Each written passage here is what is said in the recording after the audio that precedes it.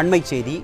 கடலூர் மாவட்டம் விருத்தாச்சலம் அரசு கொளஞ்சியப்பர் கலைக்கல்லூரியில் சுமார் 30 அறைகளில் கண்காணிப்பாளர் இல்லாமல் மாணவர்கள் பருவத் தேர்வு எழுதி வருவது ஸ்டாலின் அரசின் உயர்கல்வித்துறை மீது பல்வேறு சந்தேகங்களை எழுப்பியுள்ளது. இது குறித்த கூடுதல் விவரங்களை செய்தியாளர் தமிழர் தளபதி வழங்க கேட்கலாம். வணக்கம் தமிழர் தளபதி, விவரங்கள். நிச்சயமாக அருண், கடலூர் மாவட்டம் விருத்தாச்சலம் கொளஞ்சியப்பர் அரசு கலைக்கல்லூரியில் அண்ணாமலை பல்கலைக்கழக பருவத் தேர்வு கடந்த சில நாட்களாக நடைபெற்று வருகிறது. தற்போது 2ஆம் ஆண்டு 3ஆம் ஆண்டு படிக்கும் மாணவர்களுக்காக நடைபெறும் இந்த லாஸ்ட் செமஸ்டர் தேர்வு தற்போது நடைபெற்று வருகிறது.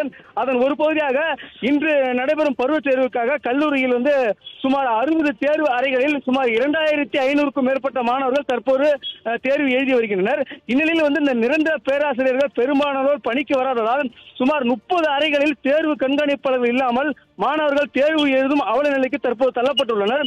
அது மட்டுமில்லாமல் ஒரு பேராசிரியர் 2 அல்லது 3 தேர்வு அறைகளை கண்காணிக்கும் நிலைக்கு தள்ளப்பட்டுள்ளனர். அதாவது இந்த விருத்தாச்சலம் அரசு கொளஞ்சியப்பர் கலைக்கல்லூரியில் 155 நிரந்தர பேராசிரியர்கள் உள்ளதாகவும் அவர்கள் பெரும்பாலும் பணிக்கு வராத காரணத்தினால் தற்போது தேர்வு அறையில் கண்காணிப்பு இல்லாமல் தேர்வு எழுதும் அவல நிலைக்கு இந்த ஸ்டாலின் ஆட்சியில் அரங்கேறி வருவதாக புகார் எழுந்துள்ளது. அதேபோல் பார்த்தோம் என்றால் கல்லூரியில் பணிபுரியும் கௌரவ விரிவுரையாளர்கள் ஒரு 26 பேர் உள்ளனர். அவர்கள் தற்போது சென்னையில் இந்த பணி நிரந்தரம் ஊதிய உயர்வு கேட்டு போராட்டத்தில் ஈடுபட்டு வருவதால் அவர்களும் பணிக்கு வராத காரணத்தால் தற்போது மாணவர்கள் தேர்வு அறையில் கண்காணிப்பு இல்லாமல் தேர்வு எழுதும் ஒரு அவல நிலைக்கு தற்போது தள்ளப்பட்டுள்ளனர்.